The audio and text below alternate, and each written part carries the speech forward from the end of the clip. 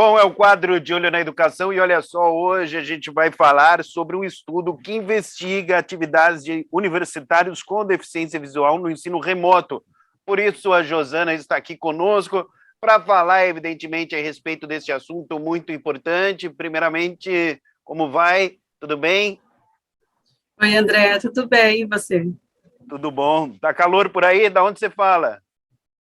Falo de Ribeirão Preto, está assim, muito calor aqui, Ah, é verdade. Bom, aí sempre é quente, né? É o sempre. seguinte, deixa eu falar um negócio para você. Conta um pouquinho para a gente sobre esse estudo que é bem interessante que vocês estão fazendo, por favor.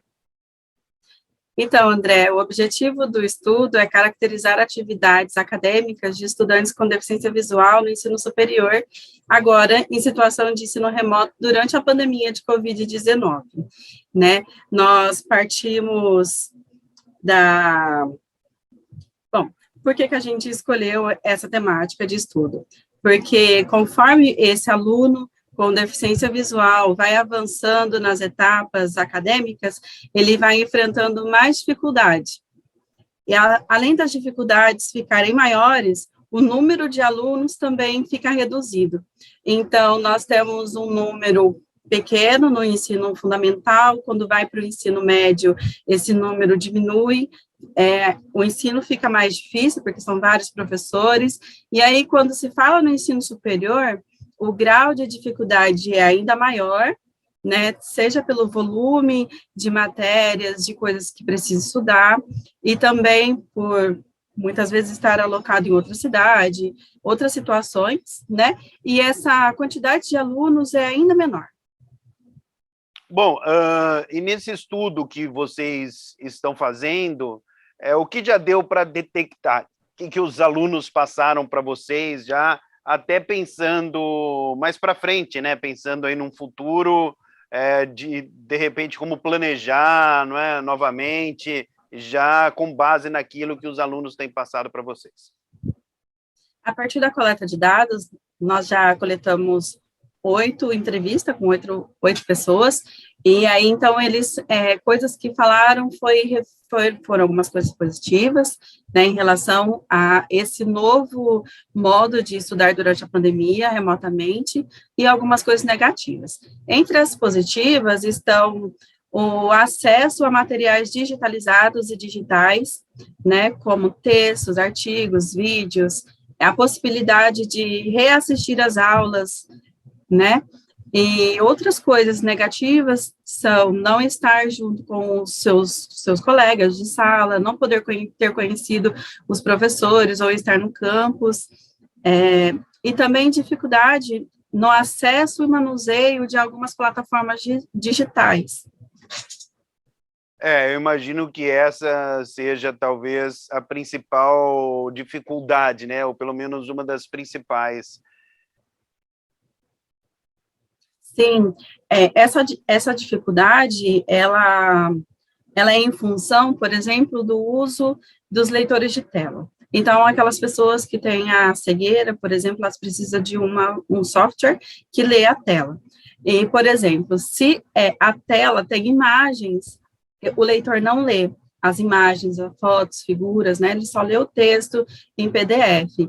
Então, isso acaba dificultando. E algumas plataformas, por exemplo, como o Google Meet, que tem o chat, então também não dá essa possibilidade.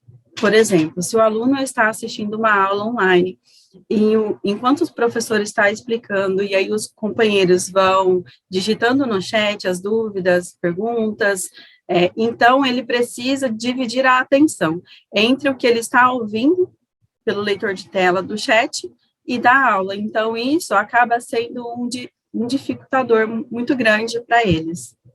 Não tenha dúvida, até porque desvia o foco, né? Sim, Ele tá prestando atenção em uma coisa e, ao mesmo tempo, tem que fazer uma outra atividade. Certamente acaba desviando o foco, como a gente costuma falar, tirando um pouco a concentração, e isso acaba prejudicando, né? sim, exatamente. Bom, e vocês E já... Pois não, pode concluir, desculpa. é que acaba não sendo acessível, né? Então, É, muitas coisas que a gente acredita que é acessível, acaba não sendo. é, Isso eles relataram para vocês também? Sim, isso foi relatado. Como que funciona? São voluntários que participam deste estudo? Como é que é? Exato, André. Então, nós fizemos a divulgação por redes sociais, pela página também da universidade, né, que é pela Universidade Federal de São Carlos, a UFSCar, onde eu estudo agora doutorado em educação especial. Então, nós enviamos para a parte de divulgação de pesquisa da universidade, eles divulgaram, né? E aí, então, nós estamos selecionando voluntários para participar da pesquisa. Para participar da pesquisa, precisa ser adulto, né, ter idade igual ou superior a 18 anos, ter alguma deficiência visual, seja ela baixa visão, ou cegueira parcial, cegueira total, e estar matriculado em universidade, seja ela pública, particular, enfim, mas que tenha assistido aulas durante esse período da pandemia, aulas em ensino remoto. Ô, Josiana, você que é mestra, né, em educação, você acha que isso vai virar uma tendência, o ensino remoto no Brasil? Eu não sei dizer, André, com certeza. É muito cedo mas ainda, né, para a gente falar, acredito que sim. Mas você acha que pode ser que aconteça ou não? É uma possibilidade descartada já?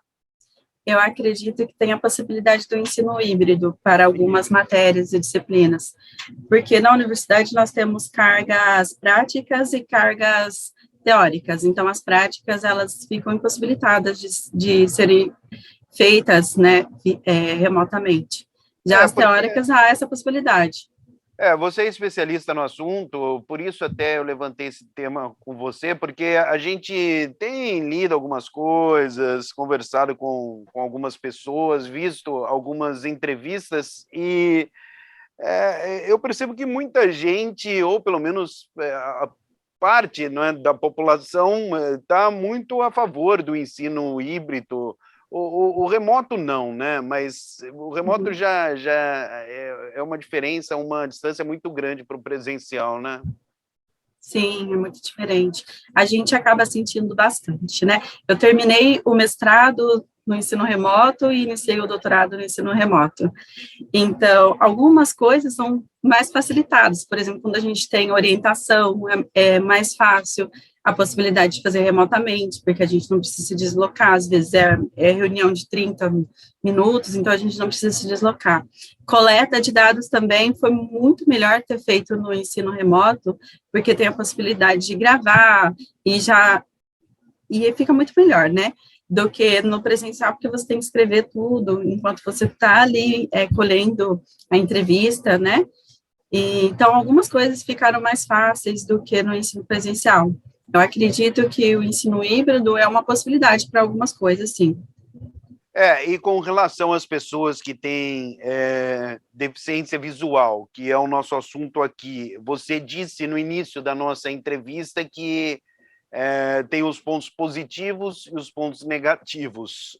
Você poderia dizer para mim se há mais pontos positivos ou negativos? Até o momento, ainda não fiz análise dos dados, né? Ainda estamos na fase de coleta. Mas até o momento, o que podemos observar da fala dos participantes é que fica meio a meio. Nem tudo foi negativo, nem tudo foi positivo. Está equilibrado. Tá bem equilibrado. E você acha que é possível, não é, transformar os pontos negativos em pontos positivos, ou seja, resolver essas situações que eles colocaram para vocês? Acredito que sim, a partir de políticas públicas, né, na educação, que possam auxiliar esses alunos. Por exemplo, acesso a recursos tecnológicos, como computador, internet, leitor de tela, um celular que possa auxiliá-los a ter uma aula de qualidade remotamente, isso ajudaria muito. Na questão de acessibilidade também das plataformas, das aulas em si, na atenção dos professores durante as aulas, fazer audiodescrição, fazer audiodescrição não apenas do professor no início da aula, mas também dos slides, conversar diretamente com o aluno e saber quais são as necessidades dele durante as aulas, o que ele precisa, porque mesmo que o aluno tenha uma deficiência visual, todos são diferentes, né? Cada um tem uma característica e uma necessidade diferente. Então, isso acaba fazendo muita falta. Acredito que esses pontos sendo observados, pode sim, o negativo se tornar positivo. Vocês vão concluir esse estudo quando? Já tem uma data? Sim, pretendemos concluí-lo até o final de março e publicar um artigo. Ah, legal, daí a gente volta a conversar para saber exatamente, né, qual foi o resultado disso tudo, né? Tá chegando aí, tem mais o que, um mês e meio, mais ou menos? Acho que por aí, né, Josana? Sim, por aí. Vai ser um prazer poder voltar aqui para conversar. Não, com certeza, acho importante, porque daí, evidentemente, a gente vai saber com clareza, não é exatamente quais os pontos aí, você vai poder falar com mais precisão depois, evidentemente, que o estudo for concluído, né, Josana? Sim. Bom, por hora, tem mais alguma coisa que você queira colocar para a gente aqui no quadro de Olho na Educação, aproveitando o espaço aqui na TV Câmara Campinas? André, eu gostaria de convidar as pessoas que têm deficiência visual, que tenham idade igual ou superior a 18 anos, para participar dessa pesquisa. E as pessoas que tenham disponibilidade podem entrar em contato comigo pelo meu WhatsApp e pelo meu e-mail. Eu vou deixar o contato, então. Por favor. O meu telefone, que tem WhatsApp, é 016 991 47 9590. 16 991 47 9590. E o e-mail é josanacarla.silva@hotmail.com. josanacarla.silva@hotmail.com. Bom, lembrando que tem todo, não é, uma situação que a pessoa precisa se encaixar, não é, para poder fazer parte do estudo. Você falou aqui, repete para a gente, por favor. Sim, os critérios de inclusão, então, são ter idade ou igual ou superior a 18 anos, ter deficiência visual, seja baixa visão ou cegueira, ter assistido aulas durante a pandemia em ensino remoto no ensino superior. Se a pessoa já tiver concluído, não tem problema, desde que ela tenha assistido aulas entre os anos de 2020 e 2021. Tem bastante gente procurando vocês? Tem um pouco. Algumas pessoas acabam não se encaixando, porque não tem deficiência visual, né? Elas são usuárias de óculos, mas não têm uma deficiência visual.